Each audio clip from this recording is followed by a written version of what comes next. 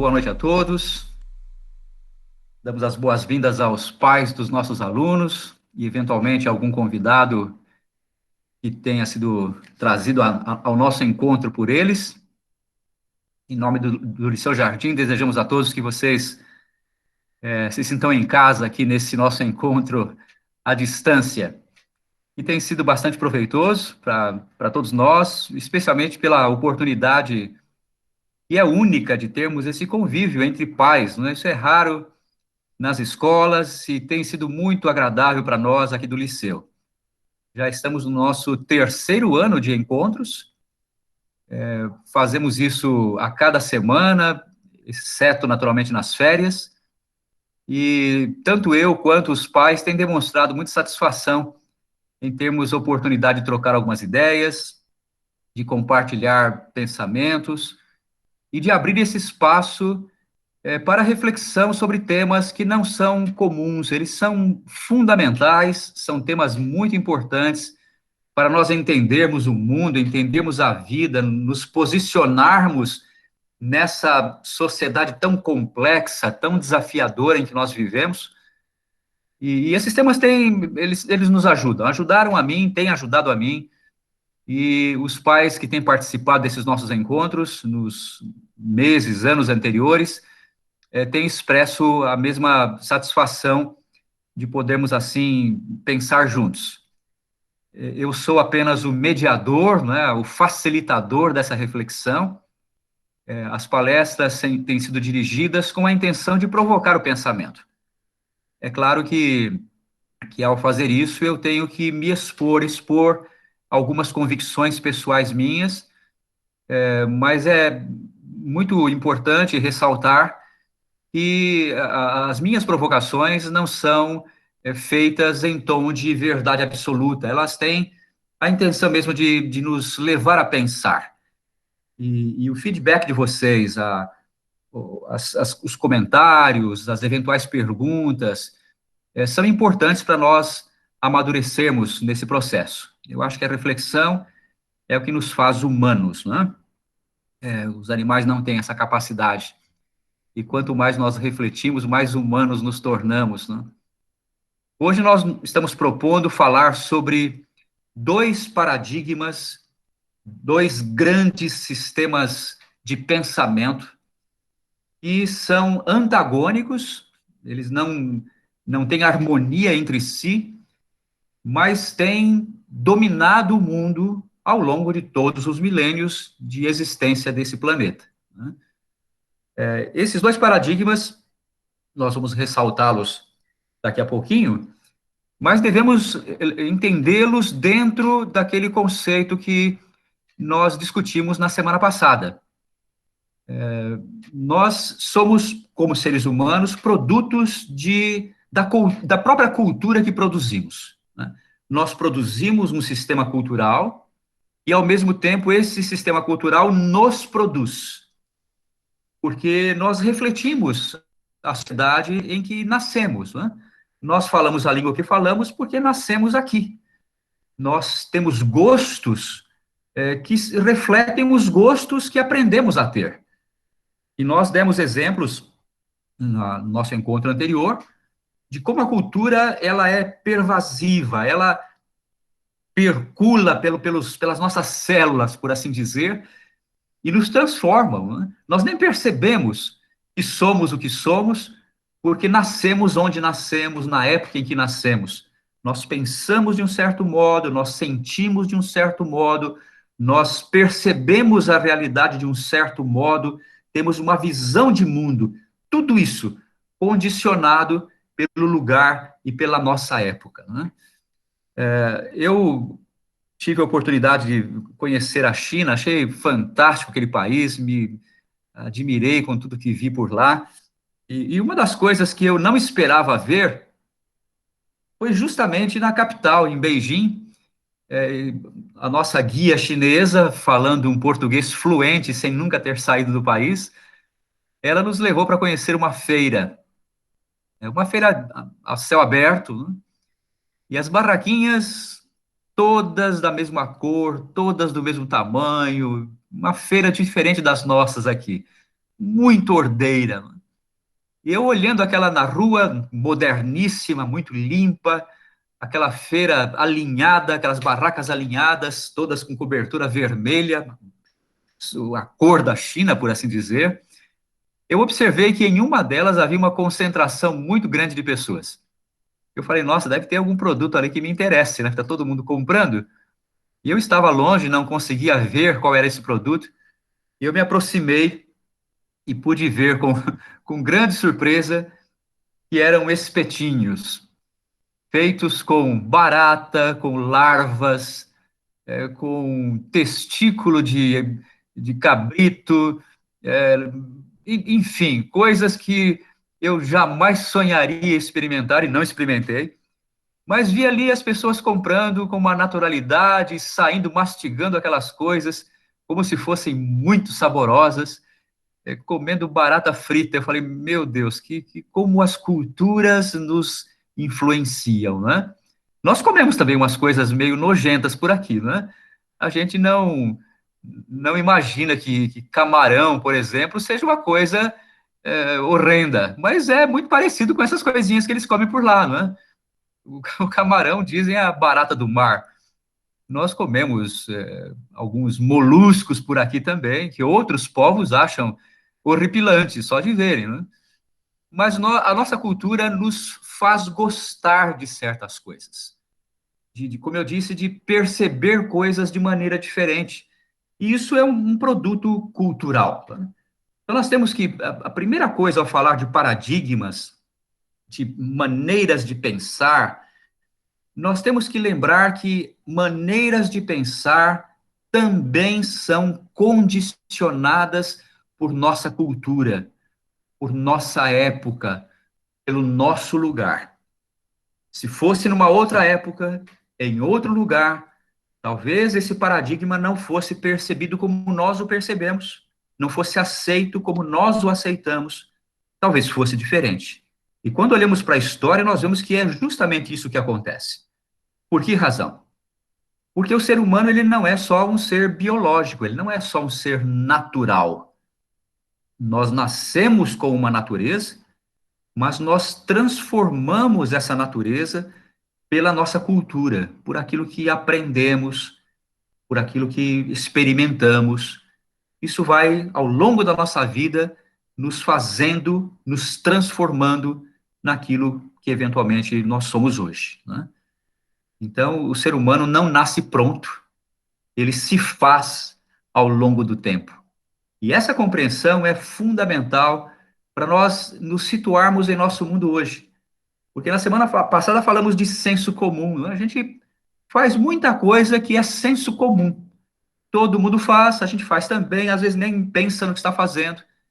Mas o senso comum é uma construção social, que pode ser uma construção que nos beneficia, mas pode também ser uma construção que não nos beneficia. Uma das características da cultura é que é muito mais fácil ela ser percebida por quem está de fora. Então, quando nós vamos para a China e vemos alguém comendo barata, nós que somos de fora achamos muito estranho aquilo. Mas quem está dentro nem percebe que aquilo é algo que possa chamar atenção. Né? Isso vale para comportamentos, isso vale para formas de se vestir, isso vale para valores éticos e morais, isso vale para maneiras de se organizar a família, de tratar o semelhante, de como tratamos a mulher, como tratamos o negro, como tratamos o branco, o amarelo. Essas coisas todas são culturais. Agora, na Inglaterra, está havendo lá uma convulsão no Palácio de Buckingham, porque o príncipe que abandonou o seu cargo de príncipe foi para os Estados Unidos com a sua esposa americana, não é?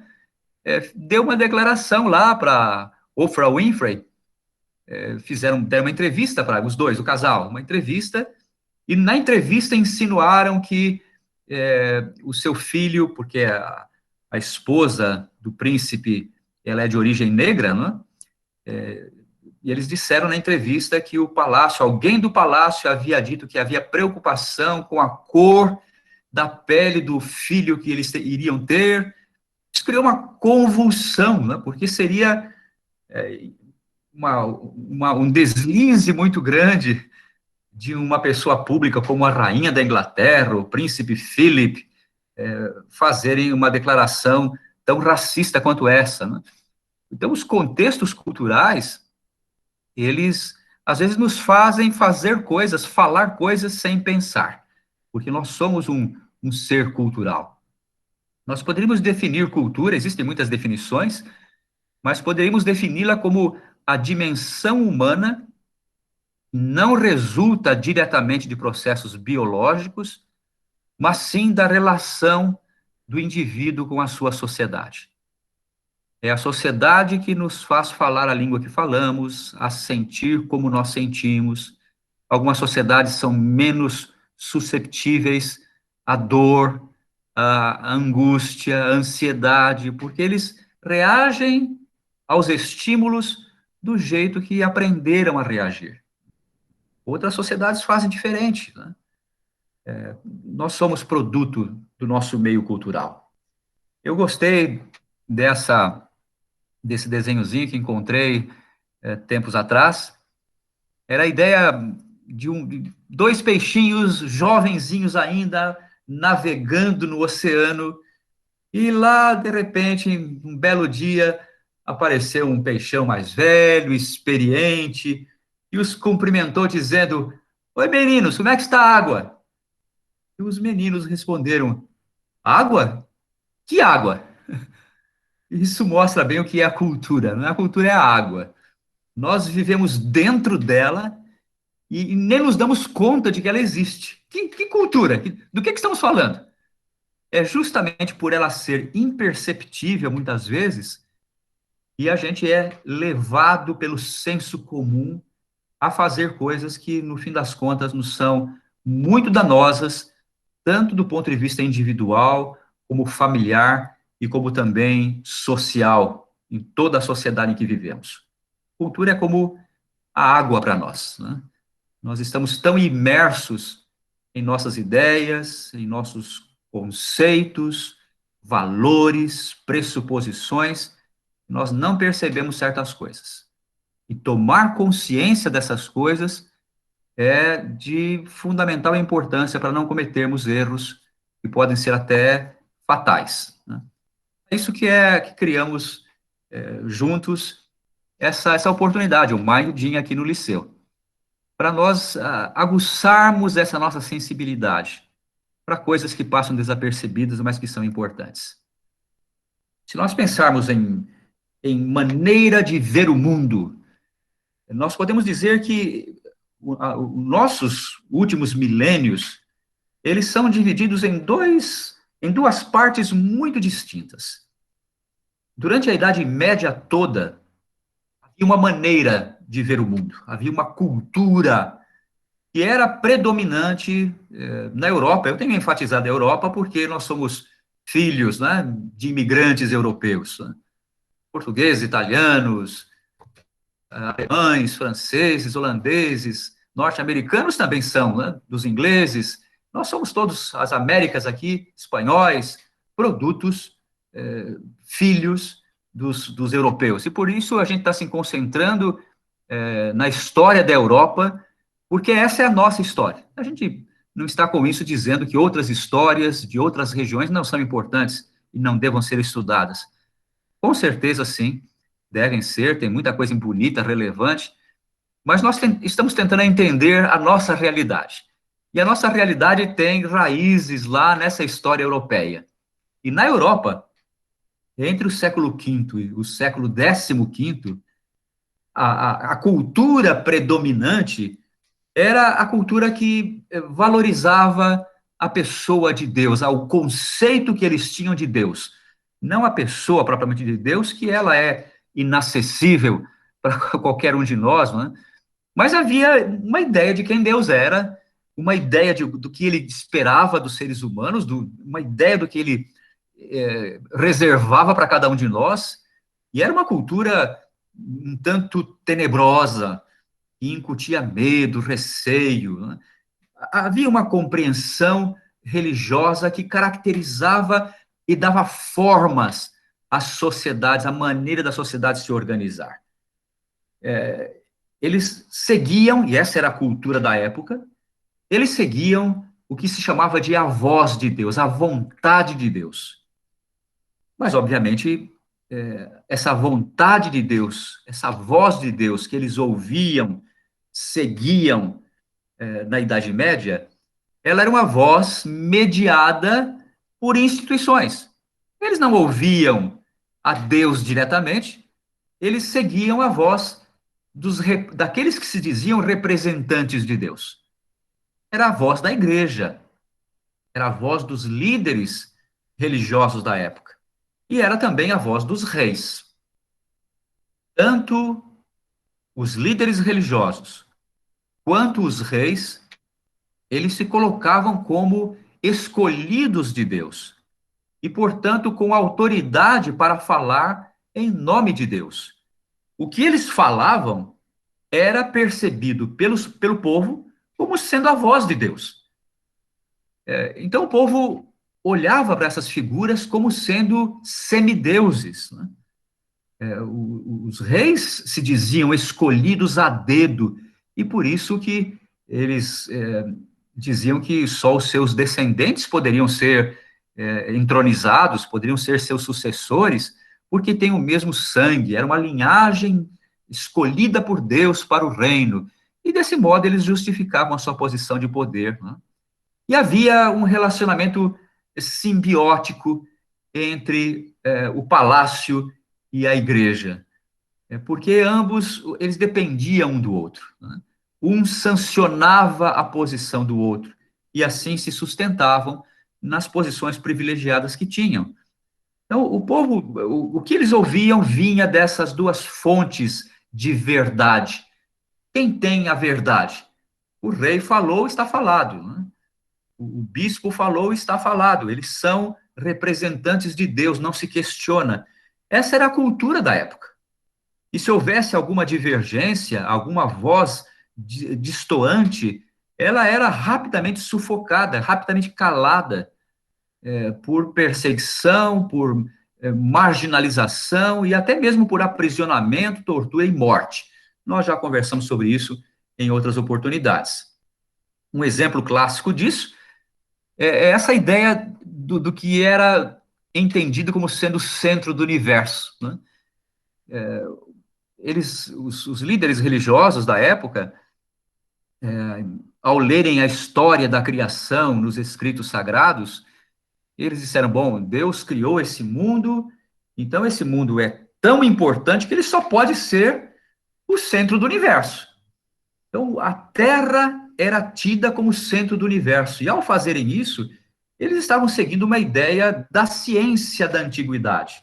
Aristóteles, por exemplo, era um geocentrista. Ele ensinava que a Terra era o centro, ao redor dela girava o Sol, e é por isso que nós vemos o Sol sair do Oriente e ir para o Ocidente, né? Essa impressão de que é o Sol que está se movimentando.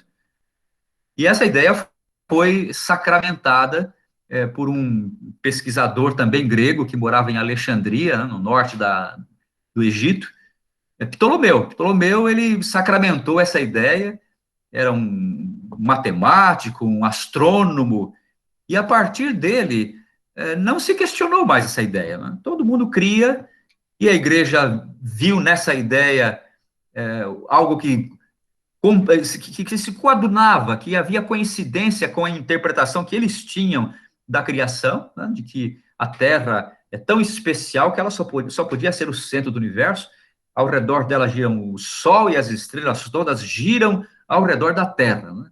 Esse é o eixo, nós somos o centro do universo. Isso é bem envaidecedor, né? Fazia bem para o ego de todo mundo.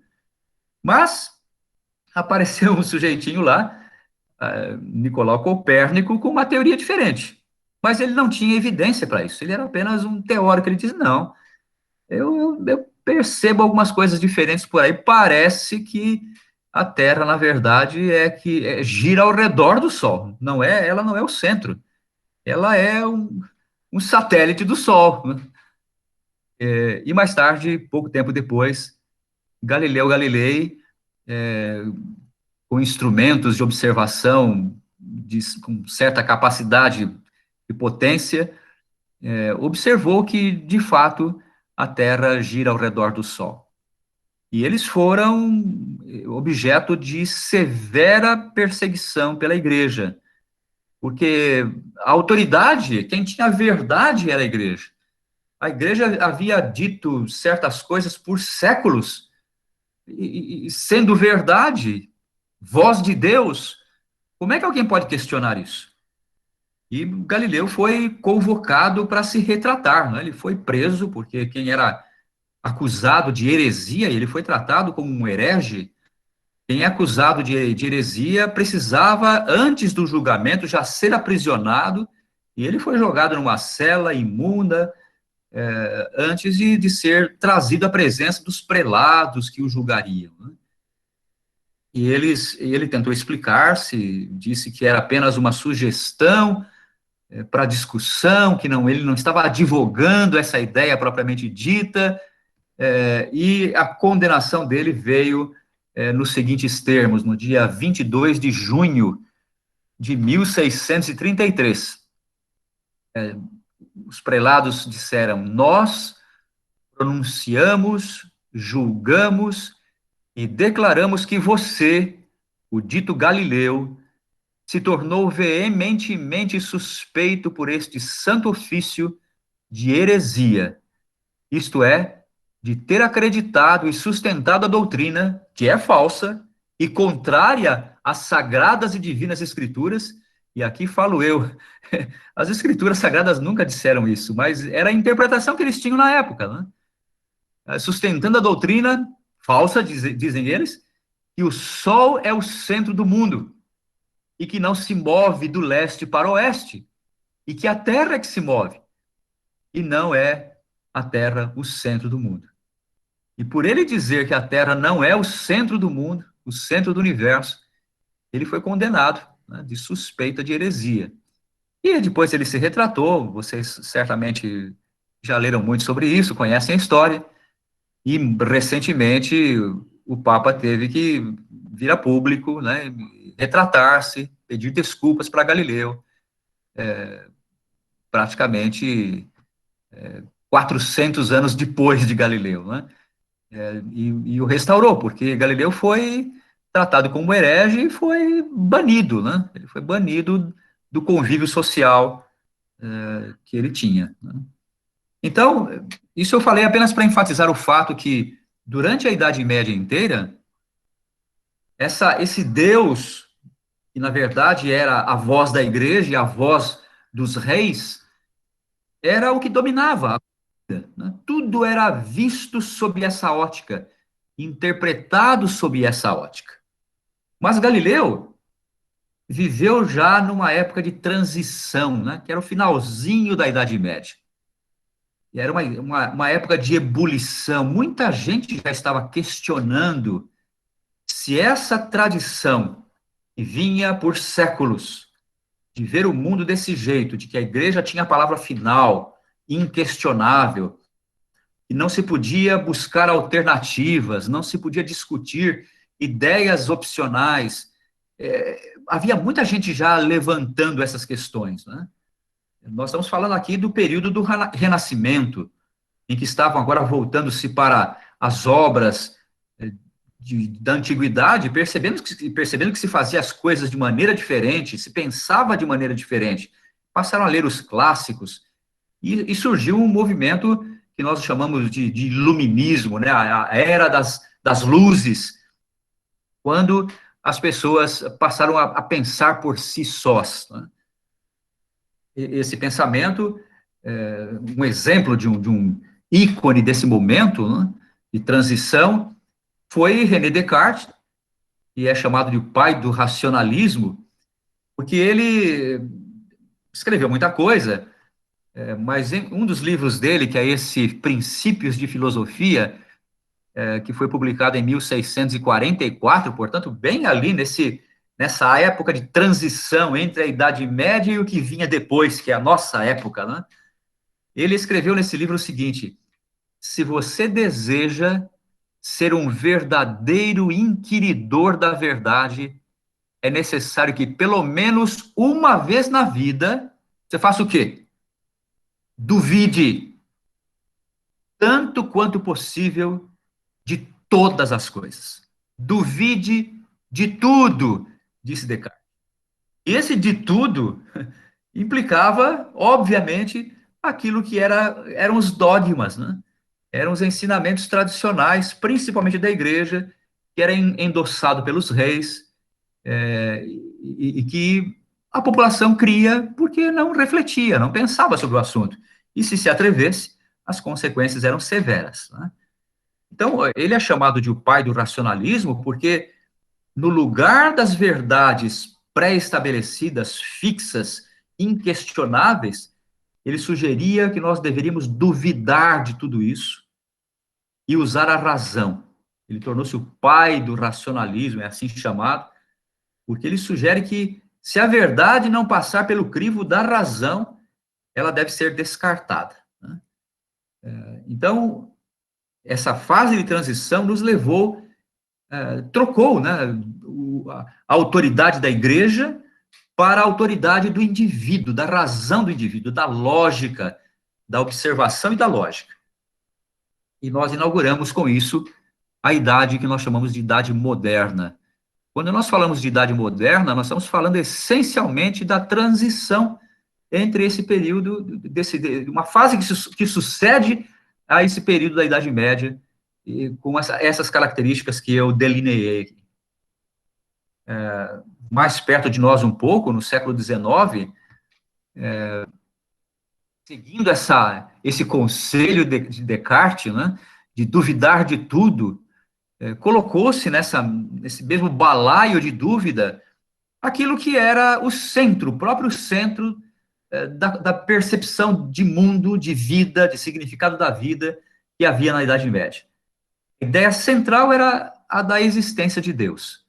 E Nietzsche, ele declarou na sua obra A Gaia Ciência, Deus está morto. Deus permanece morto. E quem o matou fomos nós. Vocês imaginem que essa frase é impensável durante toda a Idade Média, né? Imagina, esse Galileu foi quase morto, quase executado pela Inquisição por dizer que a Terra não era o centro do universo. Imagine se ele tivesse dito que Deus estava morto. Mas agora já havia uma nova época, um outro momento em que a razão predominava. Se eu não posso provar que Deus existe pela razão, então ele não existe. E Nietzsche declara: Deus está morto. E ele continua dizendo: como haveremos de nos consolar, nós, os algozes dos algozes, porque somos nós que matamos Deus, né? O que o mundo possuiu até agora de mais sagrado e mais poderoso sucumbiu exangue aos golpes das nossas lâminas. Matamos Deus, né? Quem nos limpará desse sangue? A grandiosidade desse ato não será demasiada para nós. Não teremos de nos tornar nós próprios deuses para parecermos apenas dignos dele. Nunca existiu ato mais grandioso, e quem quer que nasça depois de nós passará a fazer parte, graças a esse ato, o ato de matar Deus, né? Passará a fazer parte, graças a este ato, de uma história superior a toda a história até hoje. O que Nietzsche está dizendo é que agora há um novo paradigma, e esse paradigma é superior ao anterior.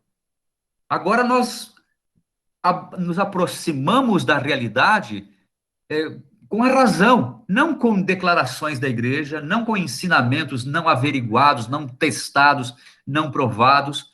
Nós nos aproximamos da realidade com olhos críticos, duvidando de tudo, e quando nós não descobrimos as coisas que diziam que existia, nós descartamos essas coisas, nós matamos Deus porque não vimos Deus, nunca tivemos nenhuma prova da sua existência, isso foi descartado.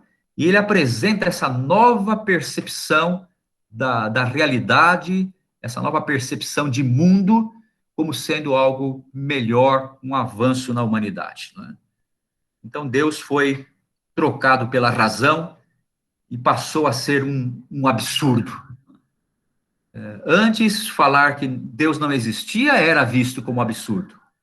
Mas agora, na Idade Moderna, o absurdo é crer em Deus.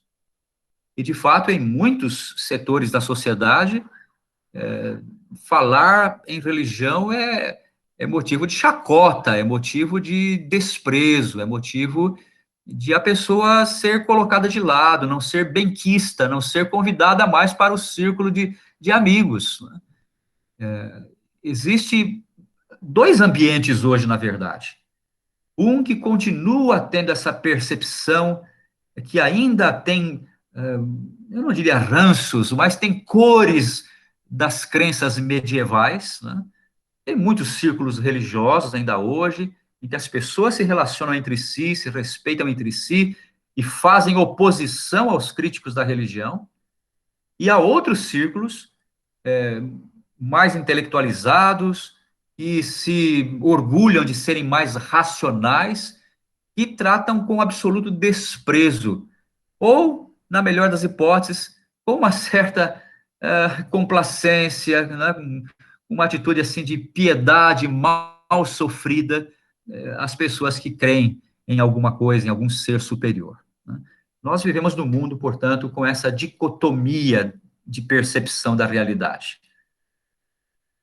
Mas nós temos que voltar ao nosso ponto de começo e lembrar que tanto esse paradigma da Idade Média, como esse novo paradigma criado aqui no nosso mundo moderno, são construções sociais, fazem parte da nossa cultura e têm pressupostos que não são observáveis. Eu não posso provar que Deus existe. Como também não é possível provar que ele não existe. Então, os dois sistemas de pensamento se assentam em pressupostos que não podem ser provados. E se constrói um castelo de carta em cima, sem questionar o pressuposto. A razão, por exemplo, ela pressupõe objetividade, isto é, eu não vou deixar que crenças, pressuposições afetem o meu raciocínio. Eu vou observar a coisa, raciocinar friamente e então tirar minhas conclusões por mim mesmo, sem confiar em opiniões alheias. Eu quero chegar à própria conclusão. Isso é o que ensina o racionalismo. Duvide de tudo e busque você mesmo a resposta que seja racional, lógica, fruto da análise que você faz das observações que você fez. Essa é a pretensão do racionalismo, que seja objetivo, não subjetivo. Expresse não emoções, mas razão. Né? Vamos pensar um pouco nessa questão da objetividade. Esse pesquisador da Universidade de Cambridge, Edmund Leach, famoso por suas obras, ele disse o seguinte: toda verdadeira ciência deve buscar a verdade objetiva. E isso significa que o observador humano nunca deve permitir que se envolva emocionalmente com o seu objeto de estudo. Sua tarefa é compreender o universo e não melhorá-lo. Distanciamento é obrigatório. Com essas palavras, ele define o que é ciência, né? Distanciar-se de qualquer envolvimento emocional e analisar a coisa friamente. Não com o objetivo de melhorar o mundo, não com o objetivo, uma agenda, né, pré-construída, mas eu vou descobrir, e seja lá o que for, doa quem doer, ainda que destrua o mundo, eu vou buscar a verdade. Esse é o objetivo da ciência, um belo objetivo, porque assim não se manipula a verdade. A verdade é aquilo que ela é. Vamos buscá-la, doa quem doer. Em tese, é um belo objetivo. Mas a pergunta que eu queria levantar para vocês hoje à noite é a seguinte: seria possível nós sermos puramente objetivos? É possível observar alguma coisa sem que essa nossa observação seja afetada por nossa cultura, por nossas crenças, por nossa educação, pela formação que nós recebemos? É possível fazer esse distanciamento que Nietzsche aqui está apregoando? Me permitam mostrar para vocês um pouquinho de como é que os cientistas lidam com essas questões. Aliás, há um segmento chamado filosofia da ciência, em que essas questões são todas elas discutidas amplamente, né? A gente tem que lembrar o que é o método científico. O método científico, ele é baseado na observação. Se eu não posso observar uma coisa, ela não é passível de ser analisada pelo método científico. É por isso que o método científico ele vai a campo, né? Ele coloca a coisa debaixo da lupa, ele coloca a coisa debaixo dos instrumentos de observação. É por isso que existem os laboratórios, para fazerem observação, para fazerem testes. Quando você observa, você pode compreender certas coisas, como elas funcionam, a dinâmica das coisas. Então, você fez uma observação, e você fala bem, parece por aquilo que eu observei, e a coisa se explica desse modo. E você levanta, então, uma hipótese. E a hipótese é, então, colocada em teste. Você vai para o laboratório e vai testar a sua hipótese. Você faz uma vez a mesma coisa, duas vezes, três vezes. Quando você se convence, você publica isso nos jornais científicos e diz, olha, eu fiz tal observação e cheguei a tal conclusão. Por que a vacina, por exemplo, está demorando tanto? Porque foi necessário observar se os seus efeitos eram aqueles que a hipótese supunha, né? Mas eu não posso concluir coisas apressadamente. Eu preciso repetir o experimento. Por isso que existem as cobaias, existem os grupos de controle. Você experimenta a vacina com 10 pessoas, com animais primeiro, depois 10 pessoas, 1.000 pessoas, depois uma cidade inteira. Só depois que várias pessoas observaram o mesmo fenômeno e chegaram à mesma conclusão, então você pode dizer isso aqui agora é conhecimento científico. Nós podemos dizer o seguinte: essa vacina é confiável, porque ela passou por esse crivo, passou pelo método científico. Então, isso é uma verdade. A vacina é capaz de produzir anticorpos e nos proteger do vírus. Isso é o método científico, é assim que se faz ciência, em todas as áreas, não é? Mas em algumas áreas, comunidade científica, e eu estou dentro dela, portanto, posso falar isso com certa liberdade, porque me relacionei por décadas com cientistas de vários campos, né? Essa tem sido a minha ocupação, e a gente percebe algumas coisas na comunidade científica que se parece mais com religião do que com ciência. Porque algumas coisas são assumidas como verdade sem que elas sejam de fato observadas. É porque alguém importante falou, passou isso para os seus alunos passaram para o mundo, e a gente não tem mais coragem de questionar aquilo. Tornou-se senso comum, tornou-se parte da nossa cultura. Então, a gente faz de conta que é verdade, ou nem pensa no assunto mais. Mas uma coisa importante a se lembrar é que o método científico, ele é especialmente útil para fenômenos do presente. Por quê? Porque só os fenômenos presentes é que podem ser observados. Quando a ciência faz declarações a respeito do passado, ou a respeito do futuro, ela não está exatamente usando o método científico. Muitas vezes, é mais uma questão de crença do cientista que está fazendo aquela declaração. Ele tem a impressão de que as coisas foram assim. Ou então, ele tem a impressão ou a convicção de que as coisas serão assim. Mas ele não observou nem o passado e nem o futuro. Portanto, as suas declarações não são ciência no estrito senso da palavra. E, em muitos casos, em casos extremos, isso é mais uma declaração de fé do cientista. É mais religião, é mais ideologia do que ciência. E nós temos que estar conscientes desse fato, desse risco, né? Porque é muito comum a gente escutar na televisão, olha, o cientista disse isso. E a população, muitas vezes ingênua, por achar que é um cientista que está falando, portanto, deve ser verdade. Não necessariamente. Não necessariamente. Dentro da comunidade científica, existe muita divergência. E é bom que assim seja.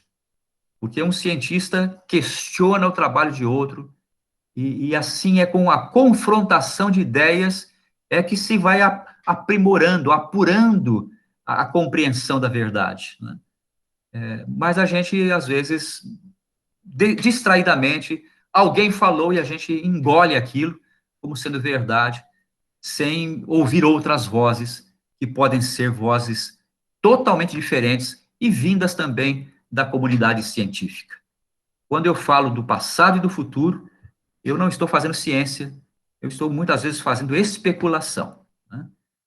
A observação objetiva, ela tem sido demonstrada como sendo algo fantasioso.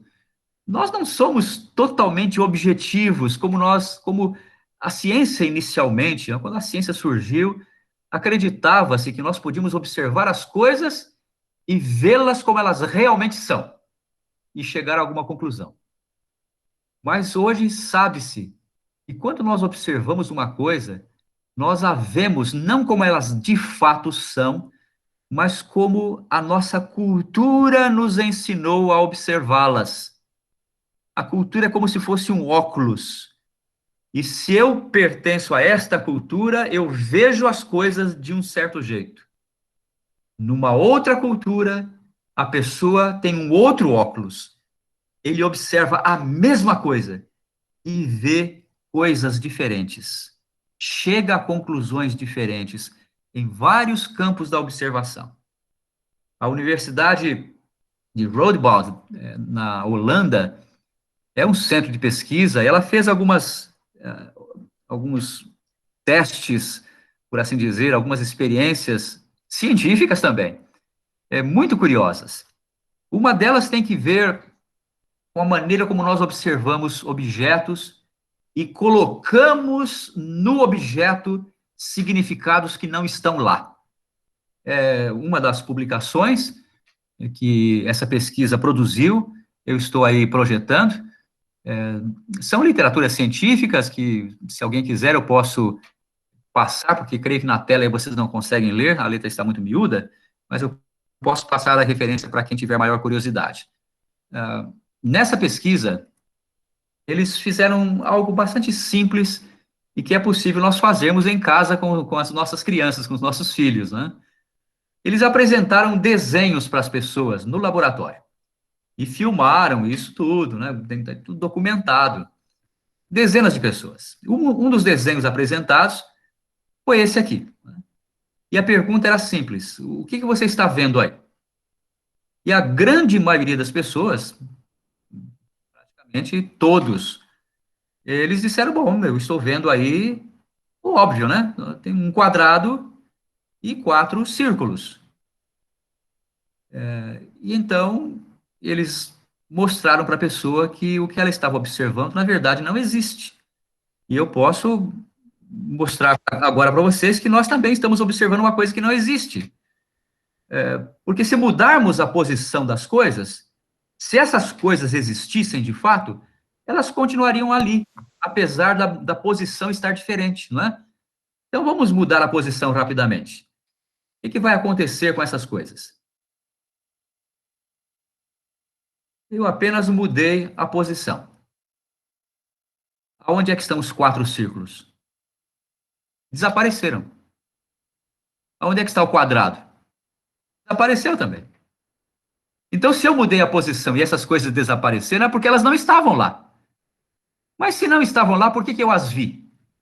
Eu as vi. Eu vi quatro círculos e um quadrado. Por que eu as vi? Nosso cérebro projetou essa realidade nas coisas que ele estava observando. Ele alterou a realidade. A realidade é que há apenas quatro desenhos que se parecem com pizzas faltando pedaço, né? Essa é a realidade. Mas o cérebro, ele tem essa tendência de colocar ordem aonde não existe ordem. E a ordem que nós aprendemos em nossa cultura é que as coisas têm desenhos geométricos. As coisas são círculos, são quadrados, são triângulos. Então, quando eu me aproximo de um desenho que eu não entendi muito bem, eu projeto nesse desenho a realidade que eu conheço, que eu fui ensinado por minha cultura. E eu vi ali coisas que não estavam ali. E isso tem sido repetido em vários centros de pesquisa. Isso aqui é apenas um exemplo simples e fácil de perceber.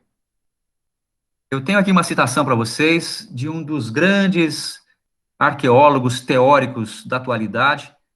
Ele é professor de uma universidade em Londres, aliás, onde estuda um querido amigo meu fazendo um pós-doutorado. É aluno desse Ian Hodder. O Ian Hodder, ele disse em uma das suas obras, os fatos são interpretações. É um cientista falando. Os fatos, eles não são fatos.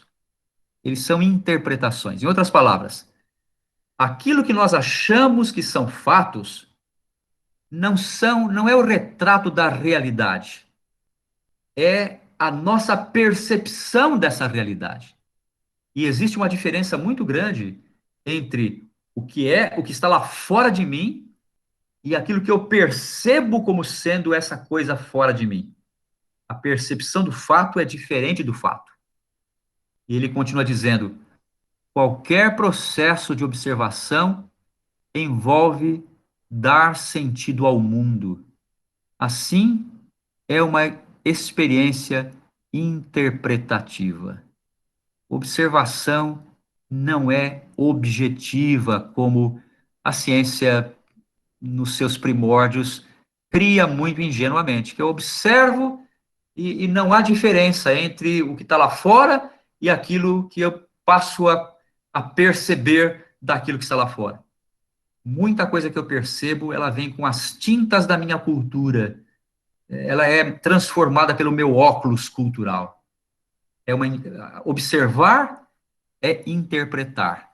E interpretar é uma tarefa que tem produto, tem resultado diferente de cultura para cultura. Grande parte daquilo que nós consideramos ser conhecimento científico, na verdade, é um conhecimento culturalmente produzido, culturalmente condicionado. Nós estamos marchando para o objetivo da nosso encontro de hoje, mas quero gastar mais alguns minutinhos levando as implicações disso que nós construímos aqui até agora. Karl Popper é um cientista, um filósofo da ciência, é um dos mais influentes do nosso mundo moderno, professor da Universidade de Viena, faleceu em 92, e ele diz o seguinte, que o nosso propósito como cientistas é a verdade objetiva. Esse é o nosso propósito. Porém, não podemos razoavelmente pretender a certeza. Olha só, a ciência busca a certeza, mas razoavelmente nós não podemos jamais dizer que temos absoluta certeza, justamente porque A observação é subjetiva. Né? Ele continua: quando entendemos que o conhecimento humano é falível, bem entenderemos que jamais poderemos estar plenamente certos de que não cometemos um erro. Nem mesmo a mais pura das ciências pode dizer não há erro em nossas conclusões. Sempre haverá uma margenzinha, às vezes uma grande margem, de possibilidade de erro nas conclusões da ciência.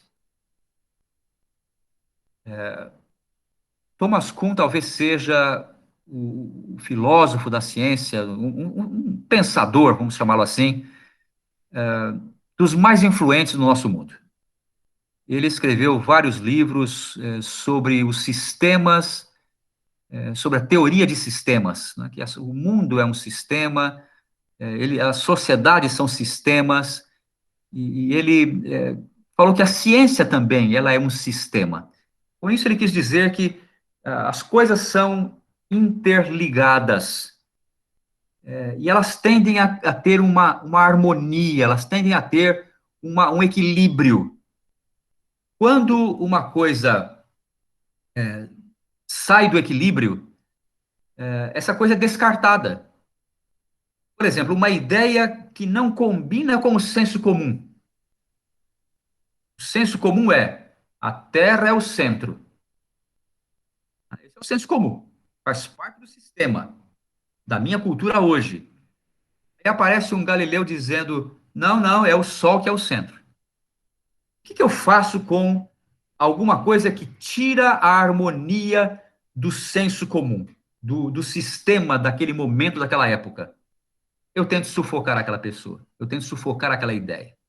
As ideias que não combinam com o todo, elas são colocadas de lado, elas são descartadas, as pessoas são descartadas. Tentaram fazer isso com Galileu e o fizeram por séculos, né? Continuaram crendo que a Terra era o centro, embora não fosse. Né? Então, os sistemas são assim, eles se autoprotegem. Isso vale para a igreja, que se autoprotege, as coisas diferentes são tratadas como sendo heresia, como sendo pecado, como sendo.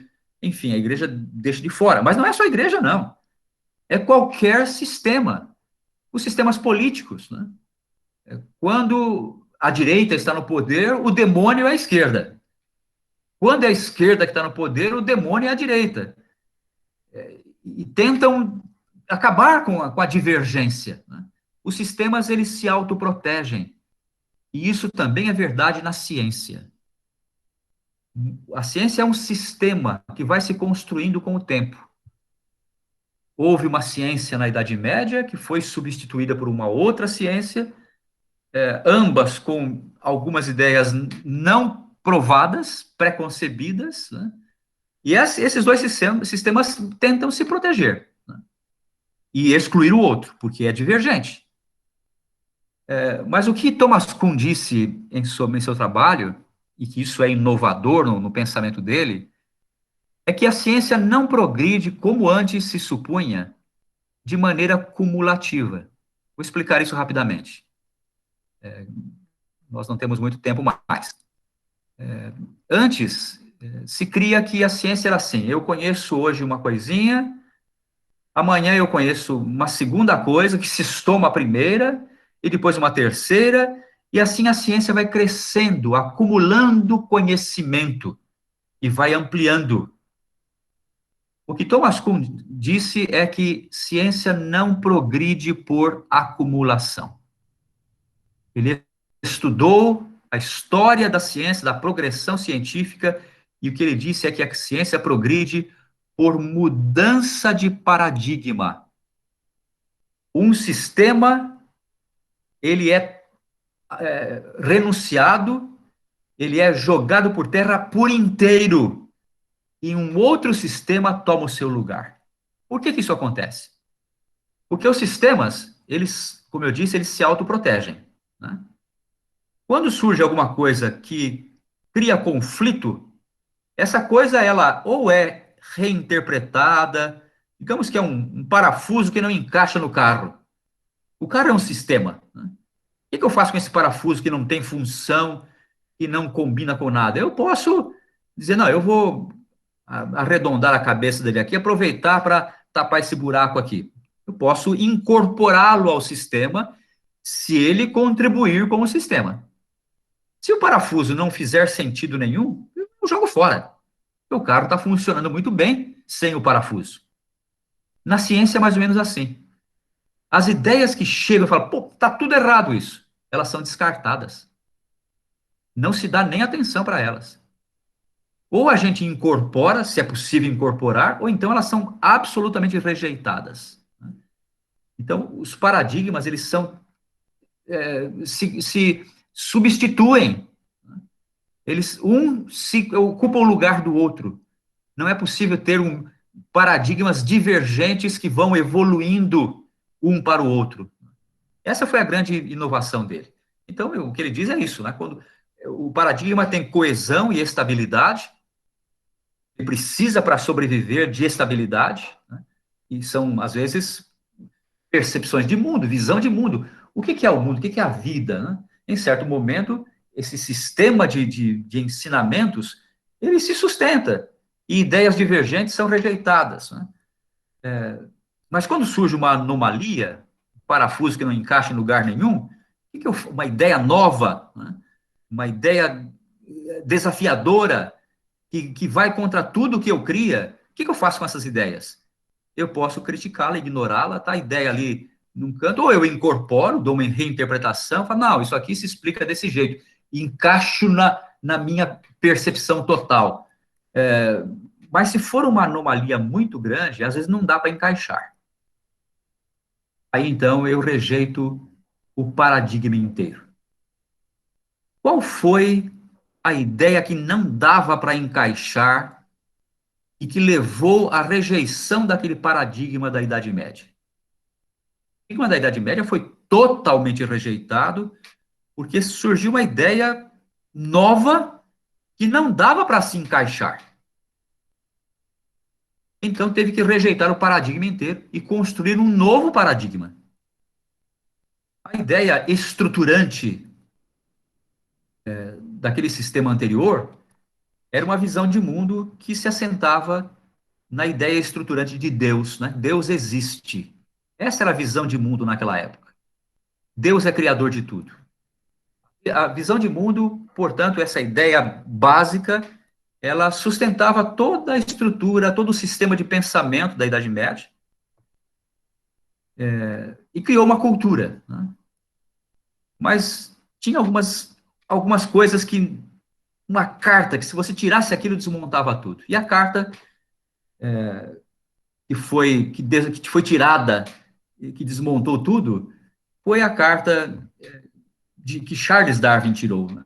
Ele observou, como nós dissemos na semana passada, que as espécies não são fixas, como a igreja ensinava, e que, portanto, se hoje existem seres que não existiam, eles não foram criados por Deus, porque existem seres hoje que existem que não existiam no passado, né?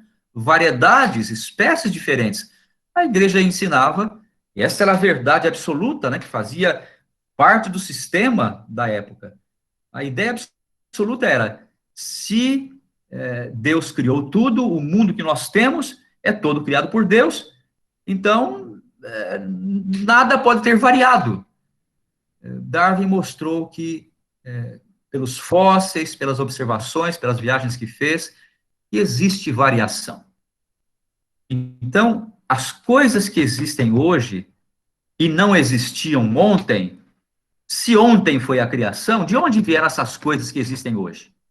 Então, ele propôs a ideia da evolução, né, que as coisas vão se transformando com o passar do tempo, e por isso que existem coisas hoje que não existiam ontem, e coisas que existiam ontem que não existem mais hoje. Evolução, processo. Então, as coisas não vêm de Deus. Quando Darwin tirou essa carta do castelo de cartas, o sistema ruiu. Aí havia necessidade de criar um novo sistema. E esse sistema tinha que necessariamente estar construído em cima dessa ideia, da ideia de que os seres não são criados, eles surgiram por processos evolutivos. Então, o desígnio, o plano de Deus, que era o modelo de pensamento na Idade Média, deu lugar a um outro sistema, a um outro paradigma, que é o acaso. A vida surgiu por acaso, os seres todos surgiram por acaso.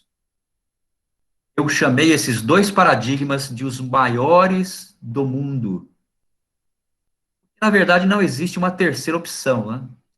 Nós sempre estaremos indo de um para o outro, do outro para o um. Não há um terceiro caminho. Ou esse mundo foi feito de propósito, ou não foi. É sim ou não. Ou alguém criou, ou não, ou ele surgiu do acaso. E nós estamos vivendo agora numa cultura que propõe o acaso como sendo a resposta científica para a origem de todas as coisas. Né? Mas, paulatinamente, nós fizemos menção disso na semana passada, eu quero reiterar aqui no final das nossas reflexões, paulatinamente esse paradigma está mudando de novo. Porque está se observando que o acaso não explica tudo. Nós estamos observando algumas outras coisas que são parafusos que não encaixam nesse sistema do acaso, que explica o mundo sem Deus, sem alguém construindo, planejando. Tem alguns parafusos que existem e não encaixam nisso. Eu quero mencionar um exemplo. No final do século XX, os Estados Unidos lançou o satélite COBE, o Cosmic Background Explorer, para detectar as flutuações energéticas do grande Big Bang, né? Porque se o universo surgiu do nada, como é que se explica que ele está em expansão? Aí disseram, bom, houve uma grande explosão inicial de um nada lá, uma coisa infraatômica, e essa coisa que estava matéria comprimida a dimensões infinitamente pequenas, por uma razão que ninguém sabe explicar, ela explodiu, e essa matéria extremamente densa gerou esse universo fantástico, com bilhões de estrelas, bilhões de galáxias, né? Uma coisa maravilhosa. Surgiu, diz essa teoria, de algo que era menor do que um pingo em cima do i. E para medir a energia dessa explosão, esse satélite foi lançado no final do século XX e estão fazendo pesquisa até hoje. Mas eu achei interessante uma entrevista dada pelo homem que foi praticamente o gestor desse projeto, chamado George Smoot. Em razão do trabalho que ele fez, ele ganhou o Prêmio Nobel de Física em 2006. Na entrevista, ele diz assim: isso significa que a ideia de Deus não é mais necessária? E aí ele mesmo se pergunta: o que ocorreu antes do Big Bang? O que ocorreu antes dessa explosão? E mais, por que esses fenômenos têm uma ordem tão precisa? Surgiu do nada, mas surgiu em ordem. Por que em toda parte do universo podemos sempre encontrar um bocado de beleza estética e de razão entrelaçadas? Por quê? Como é que eu explico ordem vindo de uma explosão? Como é que eu explico 5 canetinhas no chão da minha casa formando um leque? Se eu vejo isso no chão da minha casa, eu digo, nossa, alguma criança colocou aqui as canetinhas em forma de leque. Eu nunca vou imaginar que por acaso as canetas vão cair no chão e por acaso vão ter um formato harmônico, equilibrado. Não é possível, né? A ordem só vem como produto da inteligência. A ordem só vem como produto de desígnio, de propósito. Por acaso não vem ordem. Beleza também não vem por acaso. O acaso produz sempre, invariavelmente, produz desordem, produz feiura. Então, esse é um parafuso que não encaixa nesse paradigma de que o mundo veio do acaso. É o paradigma que prevalece em nosso mundo hoje. Mas o que eu faço com esse parafuso agora? Como é que eu explico a ordem? Esse é um parafuso solto. O que eu faço com ele? Jogo fora? Muitos cientistas não estão fazendo isso. George Smoot não é um religioso. Ele é um cientista que não tem nenhum vínculo, nenhum movimento, nenhuma denominação religiosa. Mas ele continua dizendo: o fato de que somos capazes de entender o universo mostra que há nele alguma ordem. A ciência vai ter de se ocupar dessas questões mais e mais daqui para frente, então, do que havia antes do Big Bang intriga a alma. É um parafuso que não encaixa. O que veio antes do Big Bang? Como é que o Big Bang produziu ordem? Como é que ele produziu beleza? Não se explica isso pelas leis que nós conhecemos. As leis que conhecemos dizem que ordem só vem de inteligência e o caos é produto do acaso. O acaso só produz caos, desordem, né?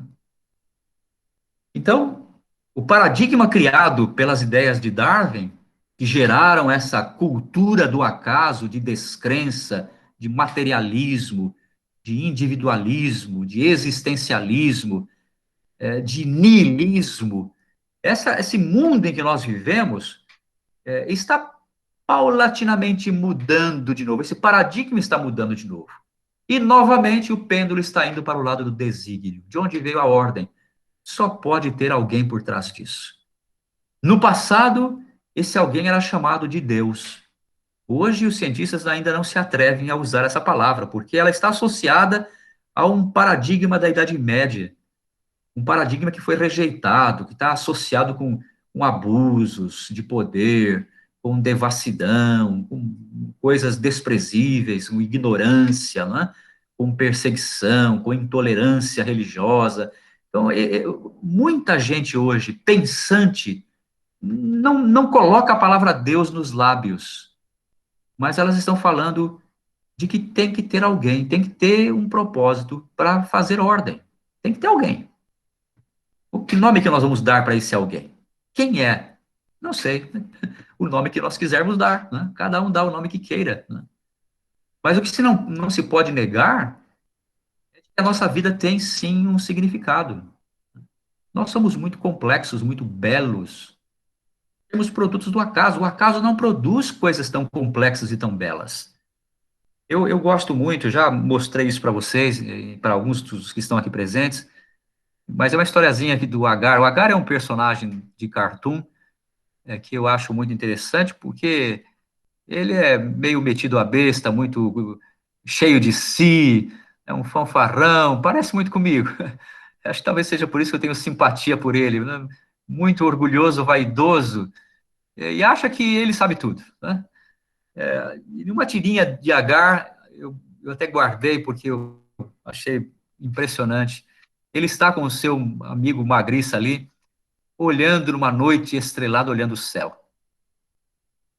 E os dois em silêncio, contemplando o céu, e em certo momento o Magriça diz assim: as estrelas, Agar, elas não te trazem pensamentos à cabeça?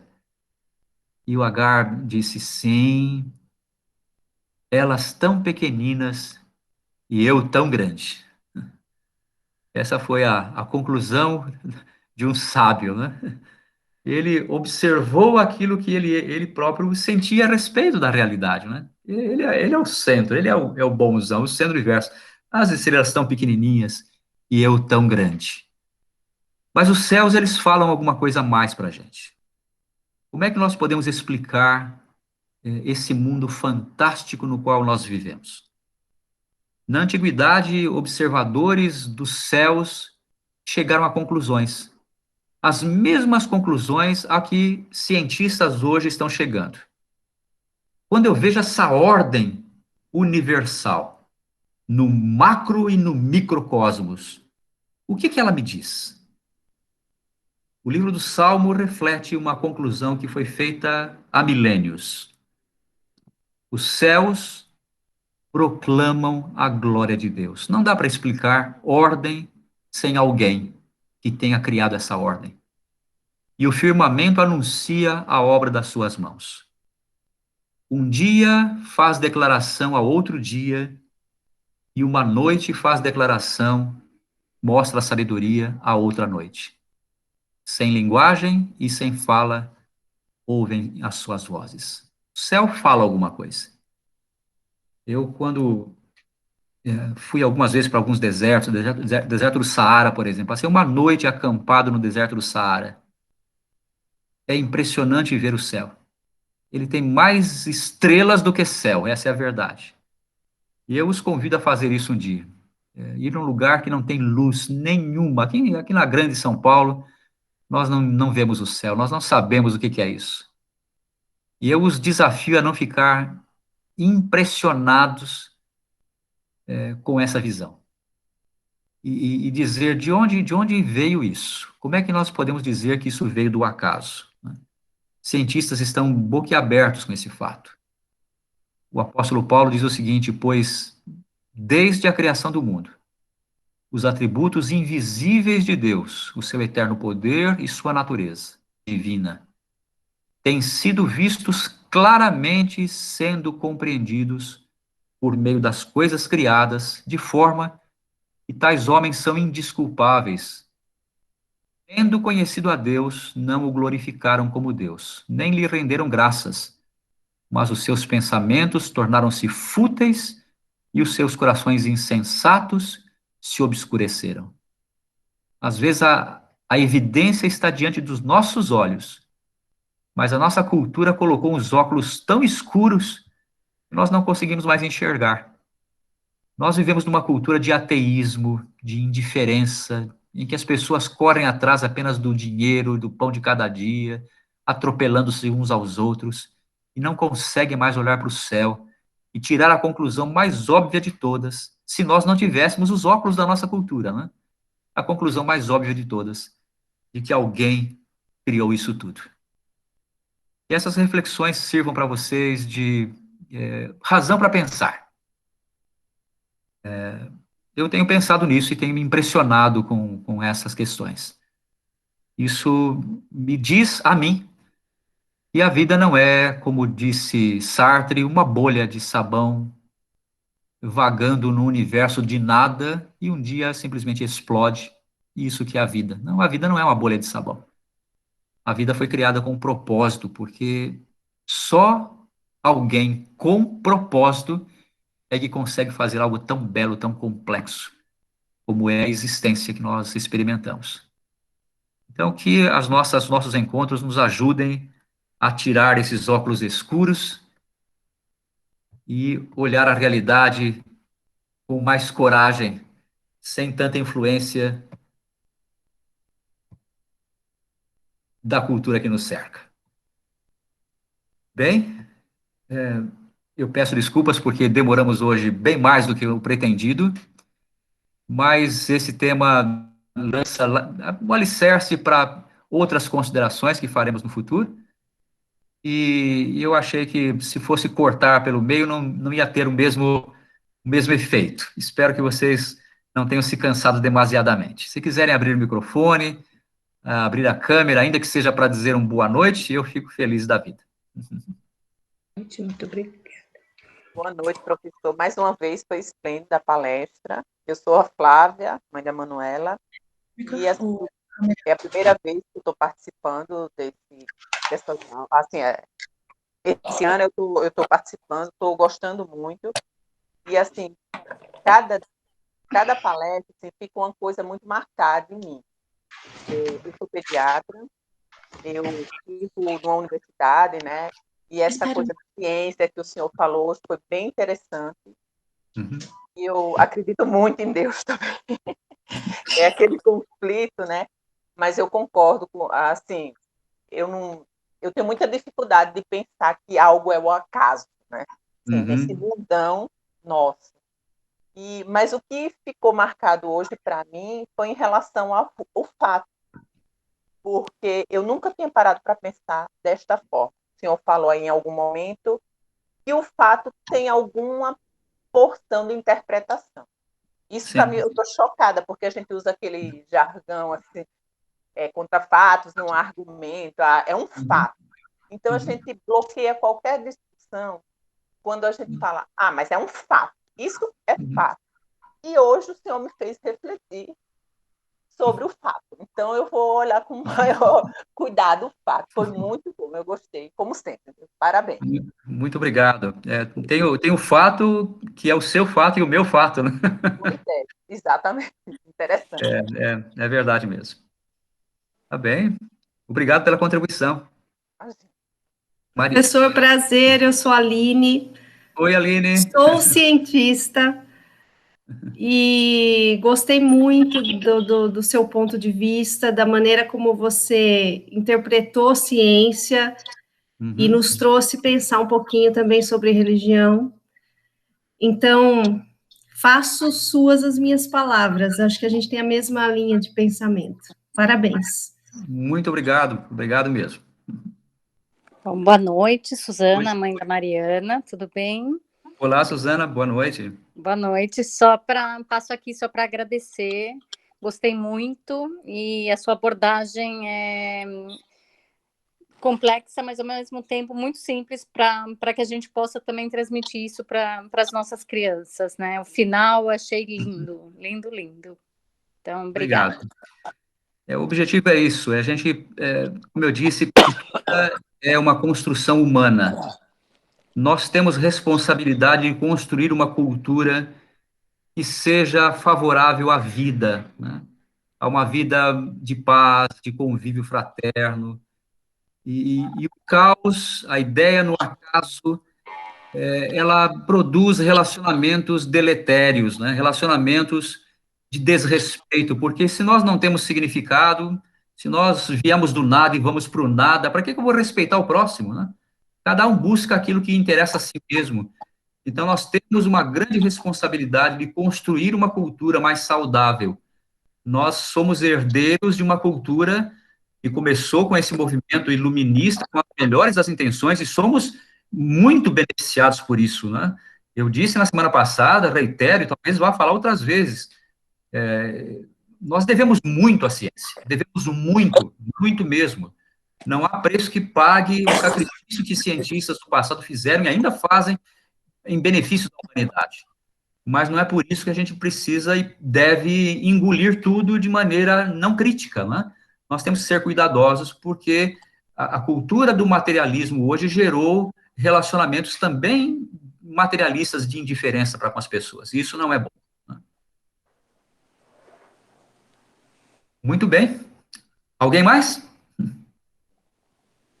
Professor Daniel, o senhor fez uma saudação para o grupo na semana passada. Se o senhor estiver ainda por aí, algumas pessoas vieram hoje pela primeira vez. Quem sabe o senhor queira dizer pelo menos uma boa noite.